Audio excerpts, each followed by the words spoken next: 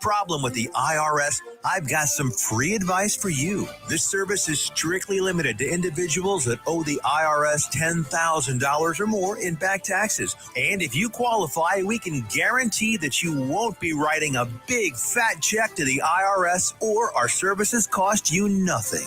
The first 100 people that call today will get a free tax consultation worth $500. Stop worrying about your IRS problem. We can help you, we promise. Call the tax doctor right now. I mean right now, to learn more. 800-240-4587. 800-240-4587. 800-240-4587. That's 800-240-4587. Fast Track Student Loans can get your student loans out of default, stop any wage garnishments, stop collection calls, and stop seizure of your tax refund. Give yourself a break. Stop the stress and get your student loan payments down to as little as $25 a month based on what you can afford to pay. 800-709-4395. 800-709-4395. 800-709-4395. 800-709-4395. Why have thousands of aspiring authors teamed up with Christian Faith Publishing to publish their book? Because Christian Faith Publishing is an author-friendly publisher who understands that your labor is more than just a book. We provide authors freedom and flexibility throughout the publishing process, professional book editing, award-winning design, and some of the highest royalty structures in the publishing industry. And as always, you will retain 100% of the rights to your book. I was looking to find a company that I could trust, one that assisted in the editing process completely. The most important qualities that I was looking for was a publisher who was honest and upfront, no hidden costs or fees, and owning the rights to my own work. Christian Faith Publishing will publish, market, and sell your books in all major bookstores, online booksellers, as well as specialty Christian bookstores. Call for your free author submission kit. 800-978-4812. 800-978-4812. 800-978-4812. That's 800-978-4812. Fast Track Student Loans can get your student loans out of default, stop any wage garnishments, stop collection calls, and stop seizure of your tax refund. Give yourself a break. Stop the stress and get your student loan payments down to as little as $25 a month based on what you can afford to pay. 800-709-4395. 800-709-4395. 800-709-4395. 800-709-4395.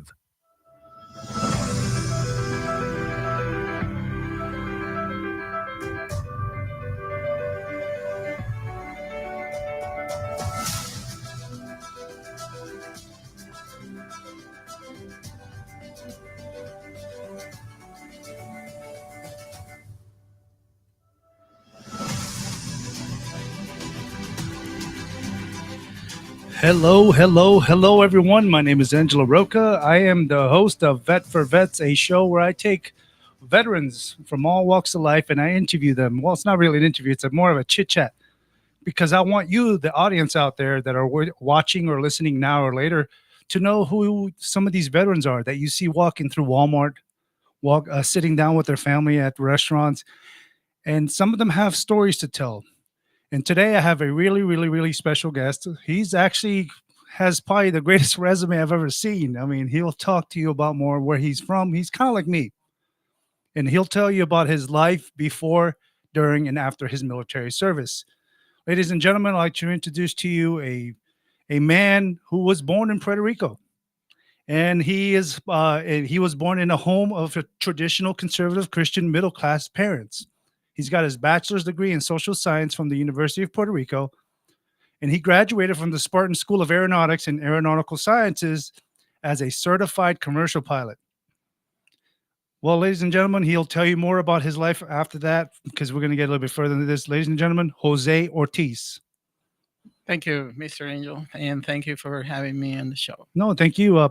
Larry reached out to me and said, hey, I got a neighbor. You know how Larry is. Hey, I got a neighbor who happens to be one of the most accomplished human beings I've ever heard, you know, and you and I are in the same boat because I came to America in the 80s. You came a little bit before me, by a couple years before. But I don't know how you feel, but I feel like America is the greatest country in the world. It is definitely. What it has done for my family, I can't even explain, because where I grew up, everything was just bad. Either poor or just the government was crap. Everything was just bad. And then we come to America, and a whole entire family has thrived. And I'm quite sure you have a story to tell about that. So before we get started, I want you out there, my audiences out there that are watching now or later, just letting you know that if you are going through some bad stuff, I'm not just talking about veterans, just a police officer, if you're a first responder, if you're somebody who has a job that is really stressful, or you're a veteran, combat or not, if you're going through something, please, instead of just deciding to end your life for no reason at all without ever talking to anybody, how about you reach out to people like me and Jose? We would answer your phone call 24/7, 365 if you have something to get off your chest, because we don't want you to be a statistic. We don't want you to be a number. We want you to get help as best as possible.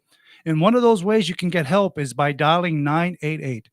That's a special number that's created for you. It's kind of like 911. You call that number and you'll have a person, an actual person that's going to answer, and they'll try to help you with however way they need to help you. That means they'll send you to medical people. They'll send you to addiction people. They'll send you to people that deal with finances, even marriage counseling stuff as well. Because a lot of men end up taking their life because they either have an ex-wife or a woman has an ex-husband, or vice versa, who's trying to take their children away. So they stress out. So instead of just talking to somebody, they just end their life, which is very shameful, because you're leaving your children behind not knowing who their mom or their dad is.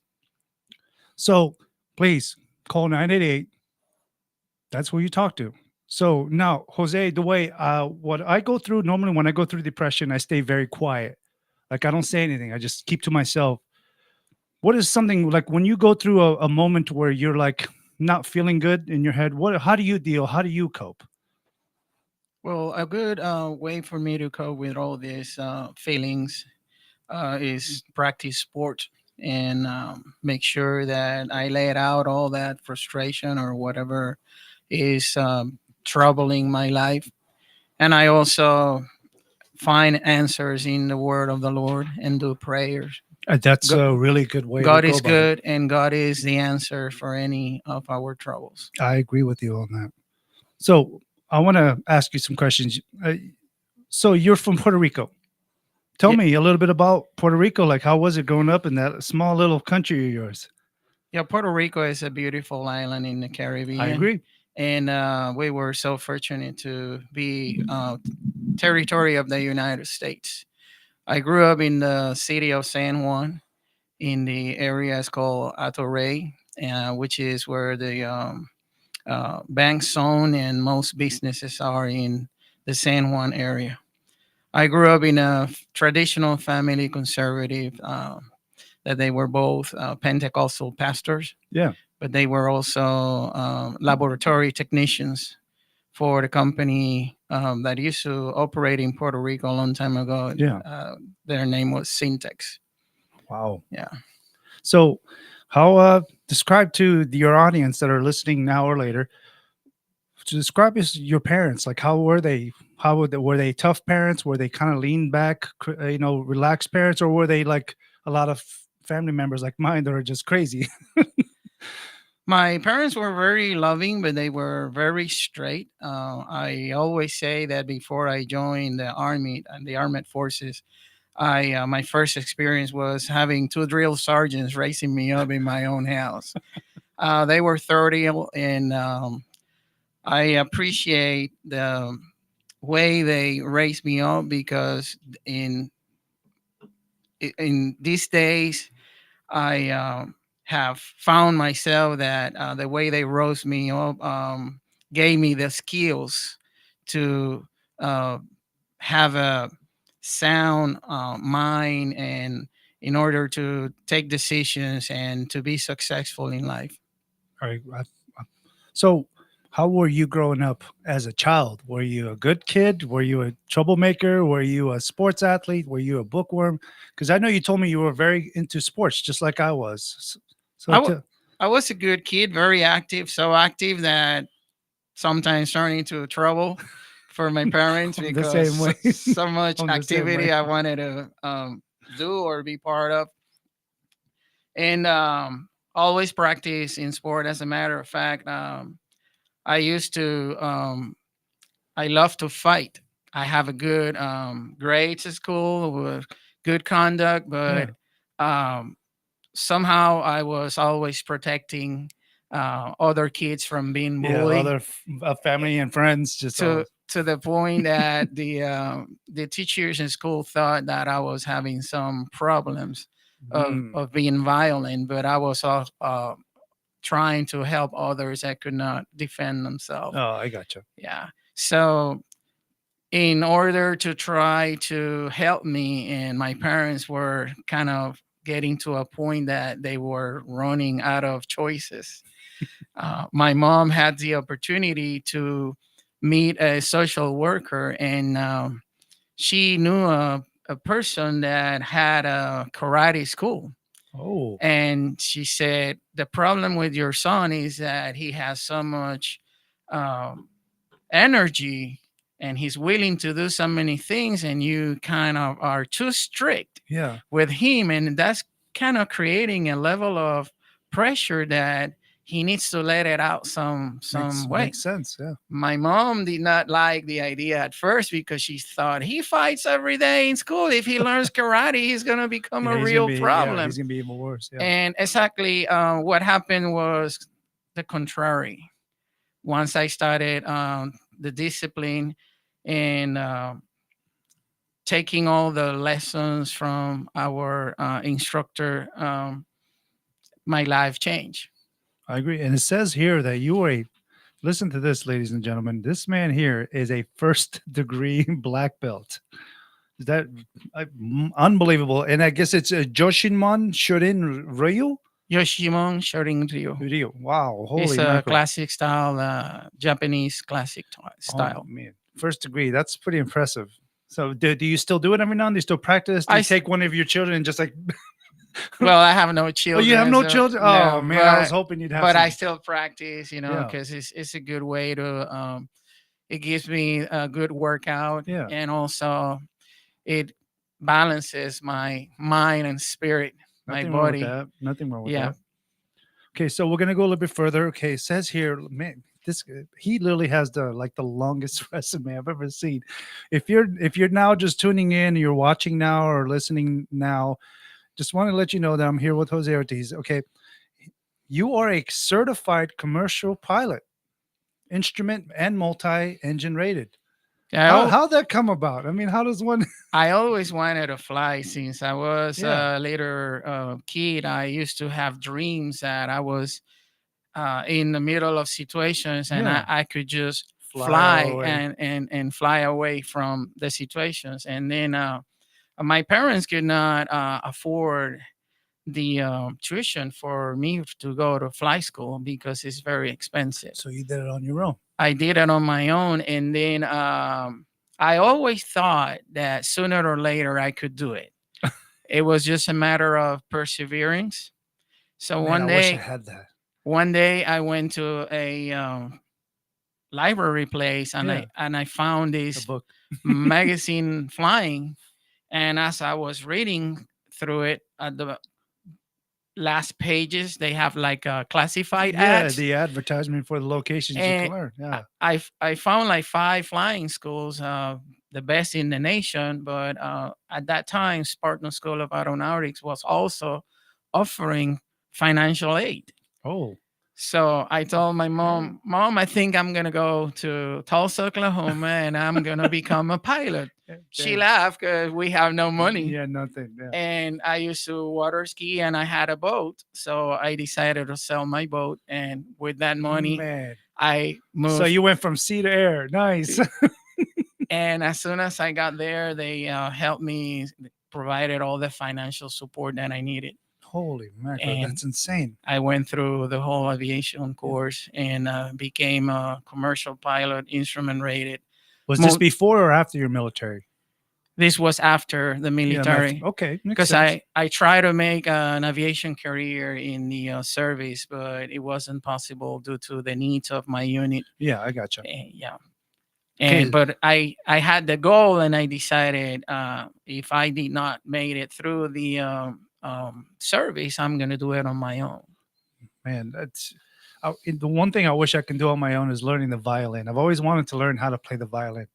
Ever since I was a little kid, I've always just wanted to get a violin and learn how to play it, but it's such a hard instrument. And you did it with flying. You just said, you know what, I want to fly, and you did it.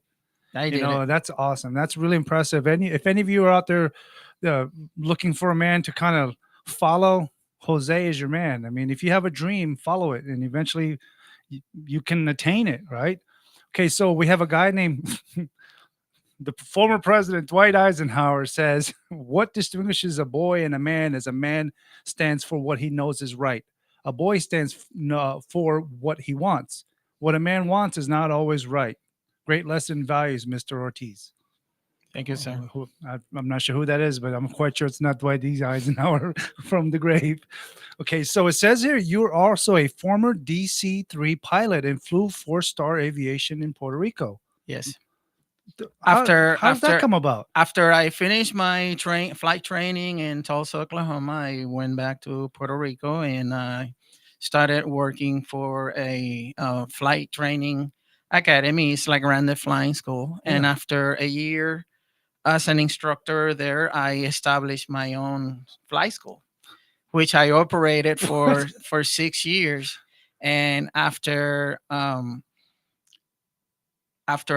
working on my own flight school, I have some students that they made it up to flying for 4-star aviation. Yeah. And then they called me that, I had a good opportunity to fly DC-3 with them. And I took the challenge and passed the interview. They trained me for a couple of weeks in DC-3. And I was so fortunate to fly such a majestic airplane. Unbelievable. That's crazy. So what kind of things did you do growing up other than playing sports? Like what other things did you do? I grew up in church in the knowledge of the word of the Lord. That's good. So you're a God-fearing man like I am. And also, I used to spend a lot of time in our backyard. My dad showed me how to shoot with a BB gun. And we're going to get to that later. If people know your accomplishments, they'll be pretty impressed. We're talking about Chris Kyle level of impressed. That's really good. Well, yeah. Go ahead. Oh, so I didn't mean to interrupt. They had me in the YMCA, so where I learned how to play basketball, baseball, and swimming.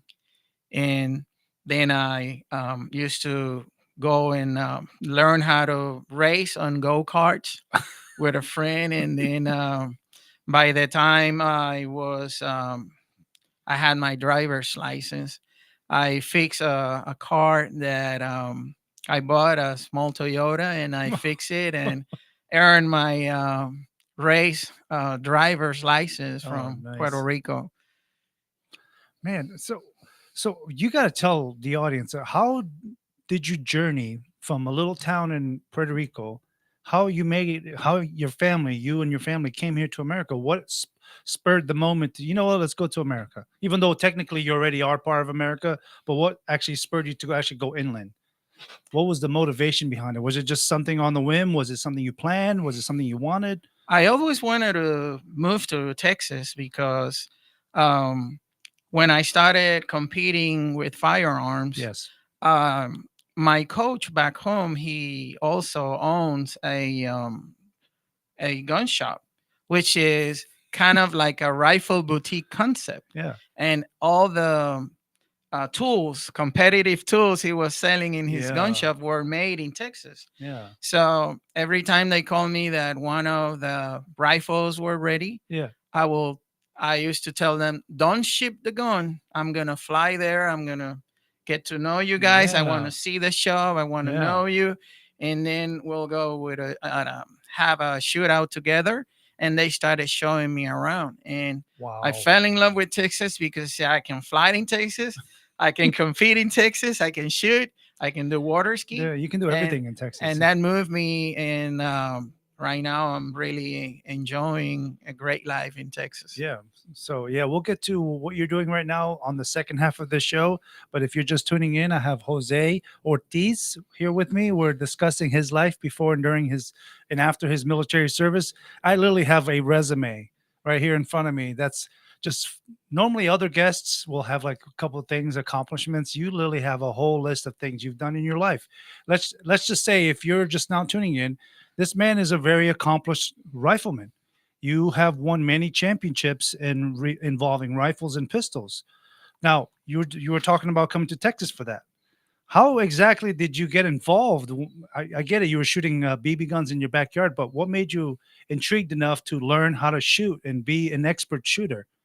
What enticed you? It's a long story, but when I started shooting in our yard, when my dad taught me how to aim and how to shoot, we started Reading shooting. techniques, right? All of the stuff that's needed. No, or no? he was not a shooter, Oh. but he had a general idea. Yeah. But when I started beating him in our practice, I kind of found myself that You realize, oh shit, I'm an actual really good shooter. I had some talents now because I was hyperactive. Every time my parents needed to go to a business meeting or something, no one wanted to take care of me. So there was a friend of a neighbor, a friend of our family that he will take care of me while my parents were on those meetings. And his son was a competitor for the National Guard. Nice. So one day he took me to their practice and I fell in love with this is what I want to do. Yeah. So he gave me a book where he showed all the position, and that book was from the United States Army Marksmanship Unit.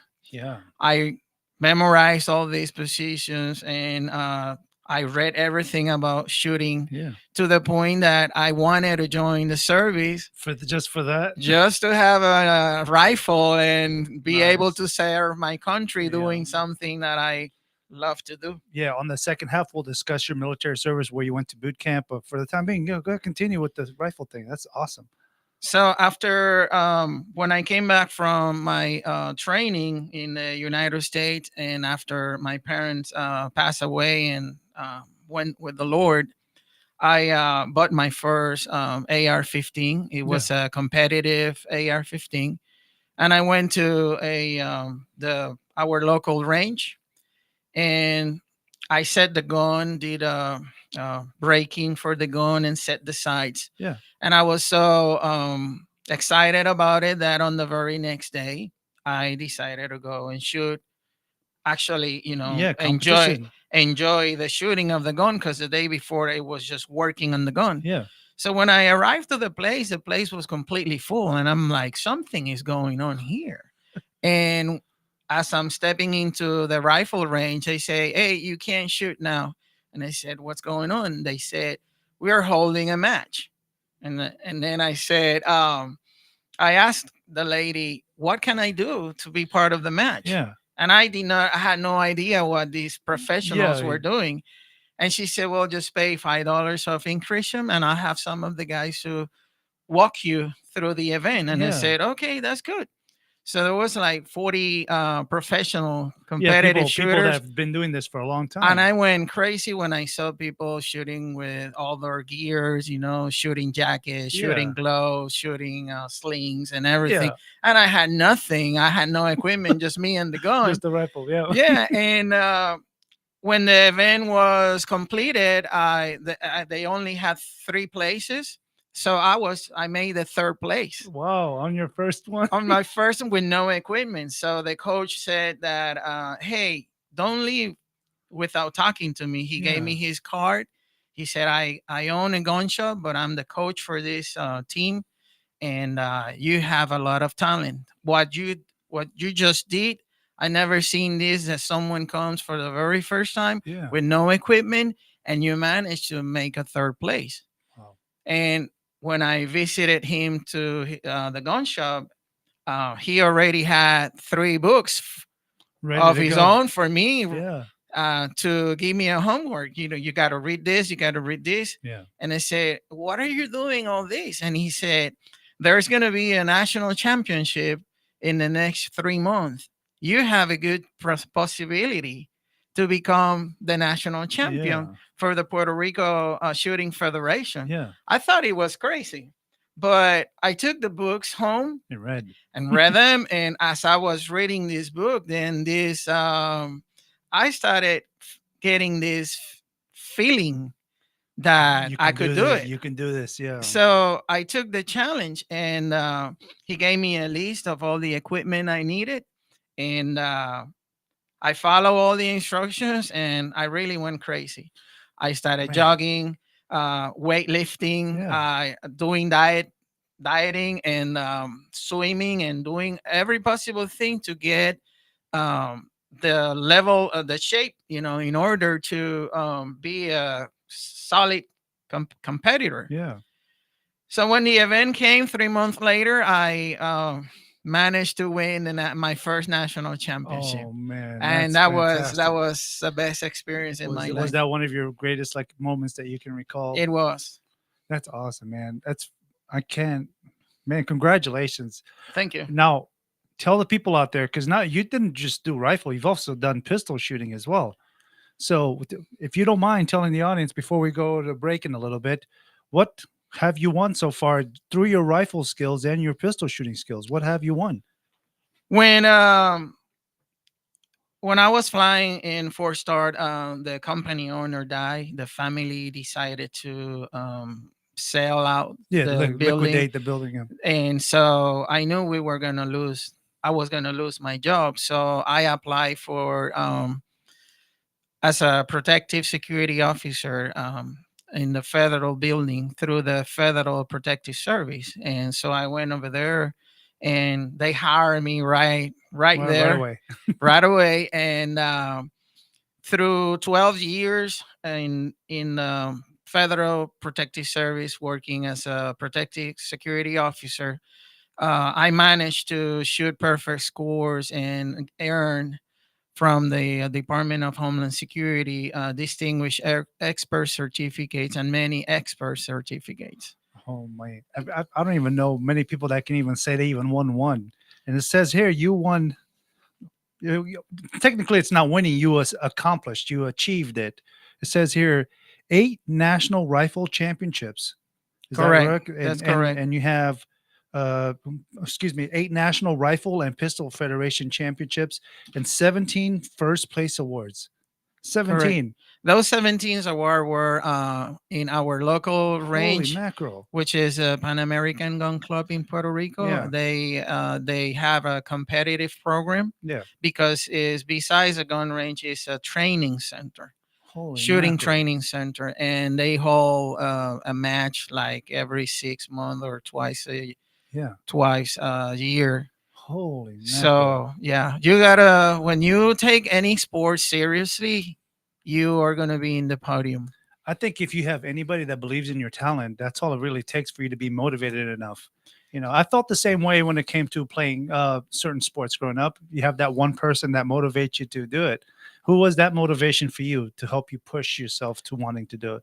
Was it that instructor, the gun store? Well, it was not only the instructor, but since my dad was already passed away, I wanted to make sure I could honor him by becoming the best, because he showed me my very first steps in the sport of shooting, and also as a serviceman, I wanted to honor every serviceman being able to also have a lot of accomplishment in shooting rifles, because that was the main tool we have when we serve.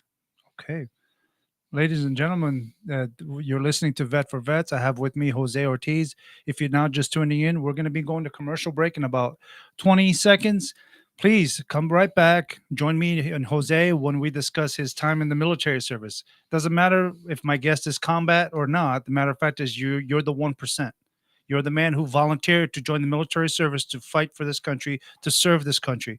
And we're going to learn a little bit more about your life in the military and what you have accomplished. My Ladies and pleasure. gentlemen, please tune in. If you have any questions for him, right now is the time to prep. All right, see y'all in a bit.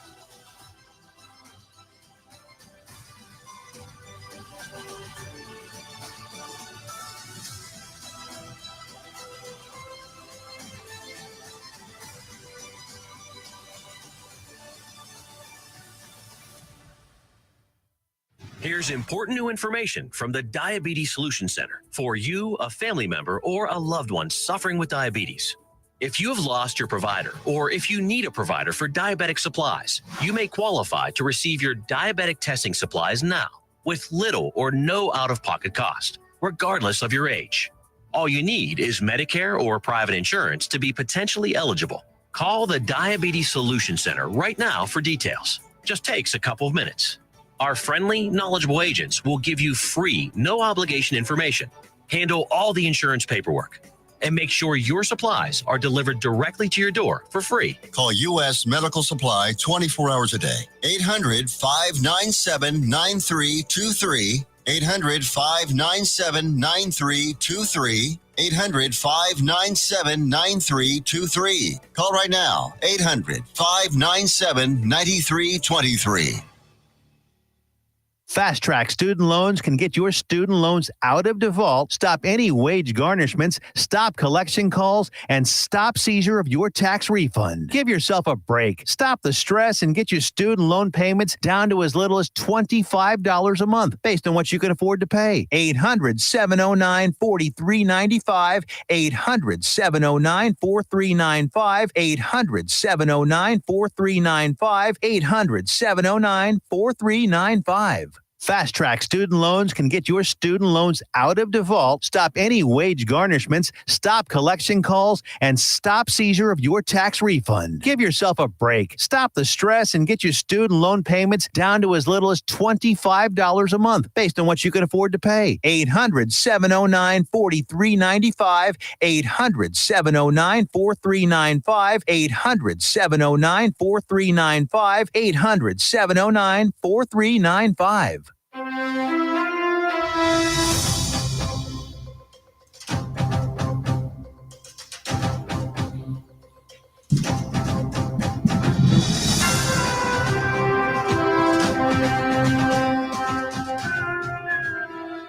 Welcome back to Vet for Vets, ladies and gentlemen. If you're watching now or later, just letting you know that we have with us Jose Ortiz. He's an accomplished American.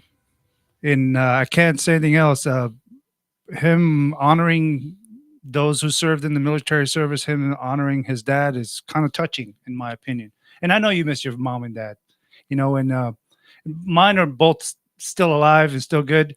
So we're going to get to your family in a little bit. I know it's going to get a little bit emotional because a lot of people get emotional talking about their family because they've been very supportive. But before we get started the second half, I just want to mention that Joco Community Radio is really, really proud to be the voice of Johnson County, Texas.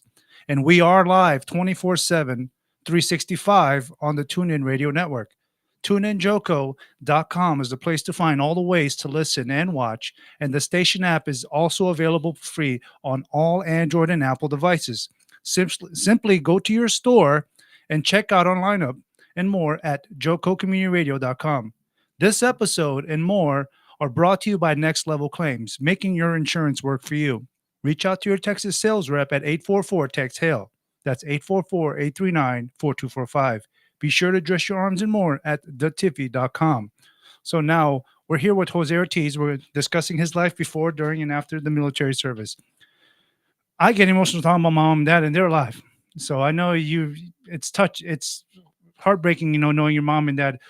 Would they say they're really, really proud of you if they were here right now for what you've accomplished? Because from what I read here, if I was your father or mother, I'd be really proud of you. I mean, this is really good for somebody who came from a little town in Puerto Rico and is here in America living his dream. What would they say to you right now if they were here? Oh, they would definitely be proud because they were already proud with all the accomplishment I did before they died. Yeah. Well, don't mind me. You keep talking.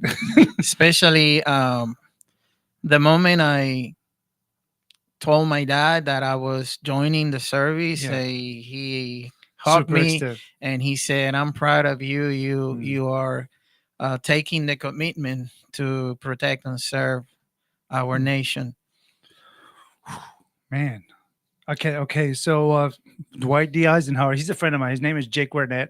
And he says, "I love doing rifle team in our ROTC unit in high school. I was a bit more inclined to saber more, though." So I guess that's the right. I guess the sort thing. I'm not sure how that works. I wasn't in ROTC.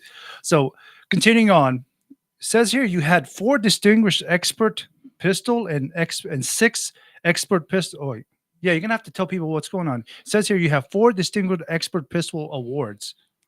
Yeah, in Puerto Rico, when you do your qualifications, Yes. the maximum score for the qualification is 250 points. Yeah. You pass your qualification with 200 points. So my goal was always to 250. ace and get the highest score. Yeah. So if you score between 241 points up to 249, you get a expert certificate Yeah. from the Department of Homeland Security. Okay. And if you shoot a perfect score, Yeah. then you get a distinguished expert certificate. And you got 4 of those. I got 4 of Holy those. mackerel, man! I would be even proud just to get the minimum 200. And I shot expert in the Army, and it says here you got 6 experts, so that means you got between 200 and 240, 249. So 6 of them, and you got 4 where you got the perfect scores. Yeah, I for the usually Homeland- average between 248 and 249. Oh my goodness. Okay, now we're going to be coming to our part where we're going to be discussing your military service. Okay, one day you're out of high school, right? You're doing whatever it is you're doing. You're pretty much running the world, right? You're doing everything you can to survive, to make your family, your friends, everybody just kind of know that you're successful. What enticed you to go to the recruiter and say, hey, and other than the shooting thing, well, like, what would you say was the ultimate motivation? Well, I always wanted to be like an outdoorsman, and Yeah. I grew up playing with G.I. Joes and Big Same here. Jims, Yeah. and I think that was the initial part of Yeah. it. And then when as I was growing, because I joined the service when I was 23, I was old enough, to have my own mindset, Yeah. and I wanted the challenge to do all their physical training Yeah. and see where I was. Yeah. Yeah. So one day I walk into the recruiting center, and I ask about the chances, the opportunities in the Yeah. Army, and I choose to go for. I took the ASWAB, and it showed that I have a high score in everything that's more mechanical. Yeah. Yeah. Same here. So I ended up joining the service as a 63 Golf -10, which is the fuel and electric repairman, which is also includes work on the M1 Abraham tank. Yeah. Like, man, I've dealt with a lot of those tanks. They're a nightmare to work on. So you went to basic training in Fort Dix, New Jersey. It's no longer. I believe they closed down years ago. But that's Fort Dix. That's I heard at the time it was like a premier boot camp location. Yeah, How was your experience there? It was great. I went to Fort Dix in 1985. Dang, that's quite a bit of. Yes. It wasn't that long ago, actually. Now that I'm thinking about it. But so did you have a good time in basic? Was it tough? Was it kind of not what you anticipated? It was tough, but I prepared myself. I used to go to a training center in Puerto Rico, and everybody that was a regular there, they knew each other. So Yeah. they saw me going every day and jogging Yeah. 4 or 5 miles. And one day, these 3 individuals with clean cut look, and they look military. They asked me, what you're training for, what's your name? And they were very friendly, and I said, I'm trying to train for basic training. Yeah.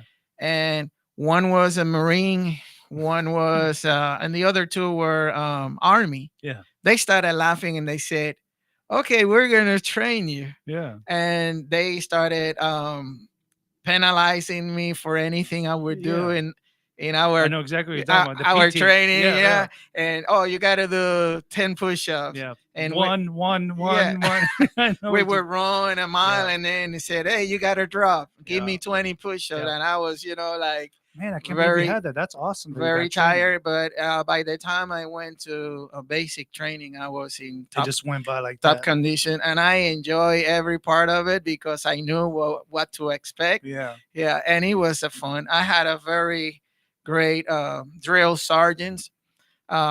We have two young drill sergeants and an old There's always that Vietnam one. vet. There's always one. I always remember, still to this day, when I'm in difficult times in my life, I still can picture my drill sergeant, the very old one, Yeah. in my mind because he will drop with us. He will not only command us to do push-ups, Yeah, but he he would will go drop with with you. us, and then he'll start going, "Come on, come on. If I can do it, you can do it." Every time I heard these words of encouragement, I was like completely Yeah, you were boosted. motivated. Yeah. I gotta be as strong as he is. Yeah, I had a drill sergeant like that too. His name is Drill Sergeant Gonzalez. He was the exact same way. He would get down with us with the sit-ups, pull-ups, push-ups. I mean, everything was. We were because he did the jogging same. with him in PT uniform, and he Yeah. was jogging right next to us Yeah. in his fatigue and his boots. Oh, unbelievable. And yeah, come on, come on. If I can do it, you can do it. Mm-hmm.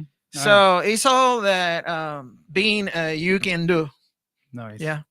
So you graduated from boot camp in Fort Dix. Did you get any awards while you were in boot camp? No, not really. Okay, just but wondering. I didn't know if you had won any awards because some people win awards. Some people get chosen the most distinguished serviceman. Yeah, my drill sergeants were very happy with the way I conducted myself, and they knew about my goals in aviation. Yeah. And they gave me a recommendation for the officers candidate school. Oh, nice. So then you graduate boot camp from Fort Dix and you go to Aberdeen, Maryland, where I went to AIT. I went there from 99 to 2000. Aberdeen Proving Grounds in Maryland. Yeah. Yeah. Did you ever get a chance to go to Baltimore while you were there? No, usually I used to go to Virginia, Oh, really? where the parents of one of my friend and soldier will take me. So I Nice. would not spend, my the weekends on base. Yes. Yeah. So you became a 63 Golf -10. That's fuel and electric repairman of the M1 Abrams. So after you get how was your experience in AIT? Did it go by quickly, just like mine did? It was quick, but it's a very intensive program. It is. Yeah. Because you got to know your job before you get out of there. Because they got to make sure when you're, just in case it's time of war, they got to make sure you know how to fix the dang things. Correct. So then you leave that. Where was your first duty station? Tell us about your first duty After station. AIT, I was assigned to the Company A448 Combat Engineer Battalion in San Juan, Puerto Rico. Nice. Where I served most of my military career. That's pretty impressive. As a support unit. It's weird when you're saying Puerto Rico, because a lot of people can't say they served like when it's, even though technically it is overseas, but it's still the United States. It's like when they say I served in Guam, it's like it's in the middle of nowhere, but it's still technically the U.S. Right. Same with like, hey, I was in Hawaii. It's like, yeah, but you were so far away from the United States mainland. Correct. So how you served 8 years? How was your time of service in Puerto Rico? Were you known to be the athlete guy, the well-kept guy?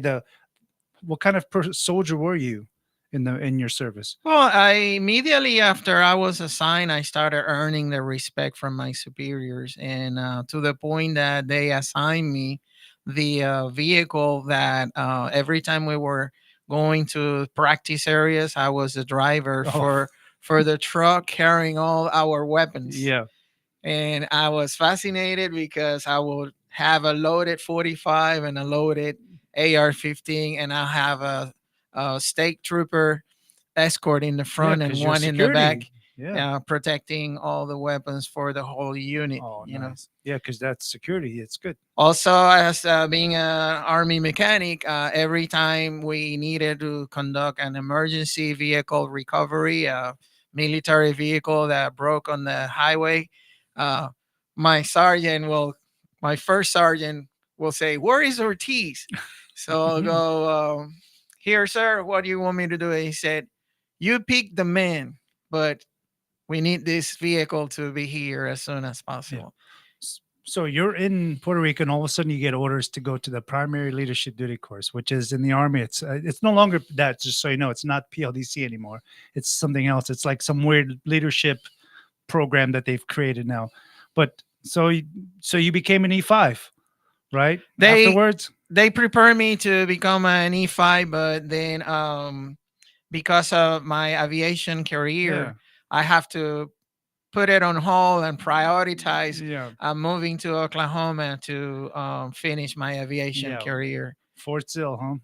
Yeah, Fort Sill, Oklahoma. They attached me, to Fort Sill, but I was always in pretty much in school because they gave me orders through the lawyers for the Army to be able to study because I proved that because of the health of my parents, their future was going to be completely dependent on how well I will be academically prepared to support our family. So while you were in the military service, was your accent, your language a barrier between you and the actual soldiers in your unit? Did you ever have an issue?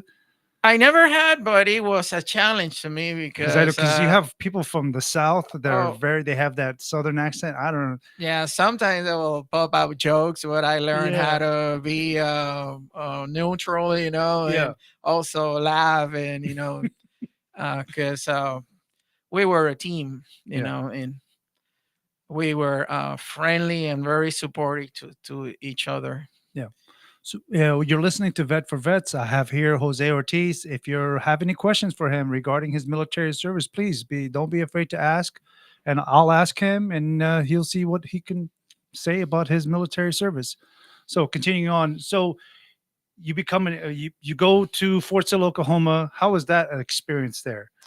It was a great experience. I was there for a long time. Fort Sill was literally my duty station for most of my military. Well, I did not spend much time in Fort Sill because at that time they allowed me to continue in school. Yeah. They went to our school, Spartan School of Aeronautics. They have a meeting with the director. Yeah. And once they checked my progress, they decided to help me to finish all my aviation career. Man. So would you say that the military helped you attain your aviation's aspirations? Like they did.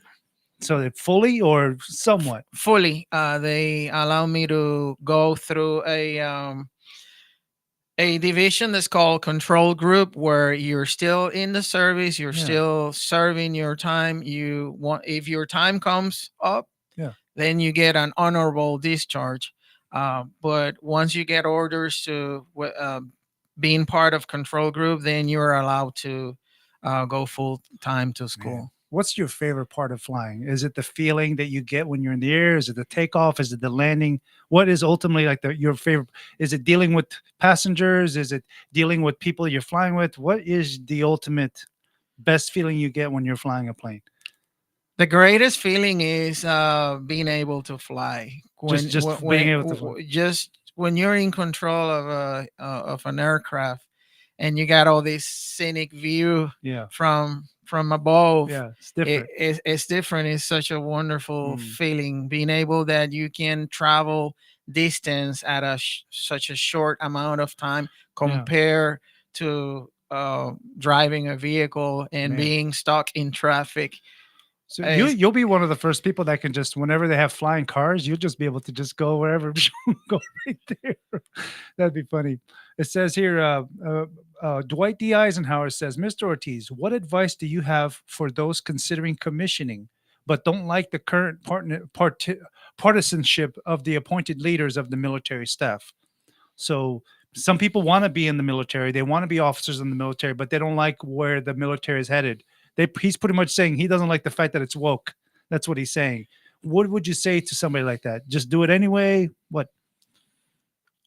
Well, everybody has to stand for what they believe, but they also should not be deterred from achieving whatever they want to achieve. Yeah. So I agree. at some point, every person who will have to evaluate all the odds, all the totality of the circumstances, and make their own choice. Man, that's you hear that? There you go, Dwight D. Eisenhower. That's a pretty good answer. So it's self-explanatory. Just follow your dreams, right? Follow your dreams, And follow if- your heart, Yeah, and trust in yourself, trust in the Lord. Yeah, if anybody gets in your way, push them out of the way. Don't do that. That's bad advice by Angelo Rocha. But anyway, if you're just tuning in, my name is Angelo Rocha, Vet for Vets. I know I keep repeating it, but I just because a lot of people they go on Facebook, LinkedIn, all these social medias, and they turn into a random part of this video and they see me, and I got to make sure I always say it's Vet for Vets. So this is my part of the show. We have about 8 minutes left in the show. I'm going to ask you random questions. Make them as take the answer as long as you want. But I'm going to ask you simple questions and you just answer as best as you can. Okay? All right. What in your opinion, what is actually it's not your opinion, you're the one that lived your life. What is the happiest day of your life that you can recall? Like the happiest moment in your life. The happiest moment in my life when after all being raised in the Word of God, after I had my own mindset, my own ability to make decisions. Yeah, like you just knew you were your own person. I accepted Jesus in my life. That's pretty dang good. I think the whole thing that you told me earlier about your dad being really proud of you, I think that would have been a really good accomplishment in my opinion. That's really good. I think to me was when I got my citizenship and American citizenship in 2005. I was in the middle of a deployment. They said the Italian, the American, whatever, the person that goes in whatever the prime, whatever they're called for the American, he was from Italy, the American guy, and he came all the way to Iraq and awarded me the American citizenship. That was one of my proudest moments. But my daughter's being more probably up there as well. Now, with that being the happiest day in your life, what can you say is probably the most tragic, most sad day in your life that you can recall in your full life that you've had so far? The loss of my parents. Oh, now both, or was one harder than the other, or were both of them this equally, disheartening? Well, both of them had an extended health issues. Yeah. But also even losing different times, losing my mom and dad. It gave me a great sense of reward because I not only took care of them and supported them, but the very last minute of life they have, I was there with them. Well, they brought you in. You might as well go with them. I even have to rescue my mom through CPR in 3 occasions. Oh, goodness. And that when you train to do it and try to save another person, it's not the same when you're trying to do CPR to your own parents, and that was very tough, but gave me a great self of accomplishment that when they needed me, I was there. Yeah. Are you married? I am not. Okay. Have you ever been married? I was married. Only lasted for 4 years. It was a wonderful experience, but things did not work out the way we were expecting it. That's nothing wrong with that. Just I'm letting the people of Johnson County know who you are. So here's the question I ask all my veteran guests. If you had a child right here in this chair, he's sitting, he's looking at you, he's a little child, 9-10 years old, and he asks you, what is a veteran, Mr. Ortiz, and what does it mean to be a veteran? What would you tell this little kid? It's the greatest feeling of serving your nation and the greatest feeling as a patriot. That's what a veteran is. Yeah, I agree with you. A person that takes a challenge to, no matter the cost, protect the United States of America. Selfless. Somebody is selfless. Now, is everybody cut for the military? No, that's the military to decide when you're in there. It's you make the best of how you do things. And my advice for you, here's my advice, and then you give them your advice. If you're struggling right now in your life, the best thing to do, please just follow this advice, is be the best at whatever it is that you do. If you're mopping floors, if you're frying chicken, if you're whatever, if you're doing DoorDash, whatever it is that you're doing, be the best at it. Eventually, I promise you, somebody's going to recognize your potential. it happened to you. Somebody saw you have this potential for shooting. What would you tell them? What would be your advice for them? Somebody that doesn't really believe in themselves. I would tell them work hard for what you believe, and always have a great sense of pride on whatever you do. I agree. Be the best. Yeah. Do it with love. Do Mhm. it that like you have a purpose in life, and do it because you're doing the right thing. Yeah. Is there a quote in the Bible that you absolutely love that you'd want to share with your audience that are watching? Everything is listening. possible if you believe. My quote is, God doesn't give you the people you want. He gives you the people you need. That's my quote for you. So I don't know if you can take that to heart however you want it, but that's and I believe that's true. It's weird how God works sometimes. He gives you the people you need. He works in mysterious Yeah, he ways. does, right? And it's weird how that whatever. So another great question that I have for you is, if you can change anything that has transpired in your life, like me, if I can change anything, I wish I got to see my grandfather more. Because when I joined the military, I just lost communication with him, and then he passed. And I kind of regret not communicating with him more. What would be one thing you wish you could turn back and say, you know what, I wish I can change this? What would be one thing you can change? Get myself better. What do you mean? There's always room for improvement. I- And there's so many things that if I would be in the right track, Yeah. and under the right influence at the time, I would repeat them and Yeah. make myself better. Well, that's not a bad way to go about things. I think that's actually pretty cool. So, what is it that now that you're out of the military, you're working at a location, what is it that you like to do on your pastime right now? I have a lot of fun walking my dog. I have a German Shepherd. He's I've seen you go. 7 years old, and Yeah. I still shoot. I go shooting every weekend. You got to invite me one of these days. And I'm involved in automotive projects. I'm restoring a Chevy S10, and I also Nice. have a pending project with a Mazda RX-7. Nice. So I always stayed involved in doing something productive. So, what's your advice to the world out there? What do you want to tell anybody that's listening or watching right now or later? What do you want to tell them? Like how your life has been since you've come to America and have been in America. How has it been? Well, I would love to tell every American that we are so blessed to be part of the best nation in the world, because this is a nation created by God. This is a nation that chose Jesus, and this is a nation that is being blessed because our foundation and our founders founded this nation in godly principles. Be righteous, stand for what you know is right, and have a good sense of pride of being an American. I couldn't agree with you more. You and I are pretty much on the same boat when it comes to what we believe in, other than the fact that you're a really amazing marksman and you can fly planes. I wouldn't even know how to go, but I can move trains. I can do trains. I don't know if you've ever done trains before. That's correct. Everybody is doing their own contribution to make this nation great. I agree. I do my own thing. You do your own thing, and we meet somewhere in the middle and make life happen. You're always welcome to come on my show and future shows. If anything major happens to you, if you win more championships, if you start shooting again, please, I'd love to have you back on again. I would love to. You've been a fantastic guest, ladies and gentlemen. This has been Vet for Vets. I'm your host, Angelo Rocha. This has been Jose Ortiz.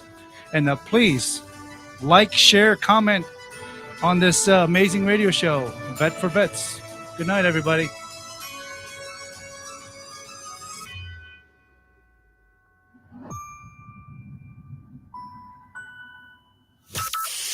From Burleson to Venus and Grandview to Godley, this is the voice of Johnson County, Joco Community Radio.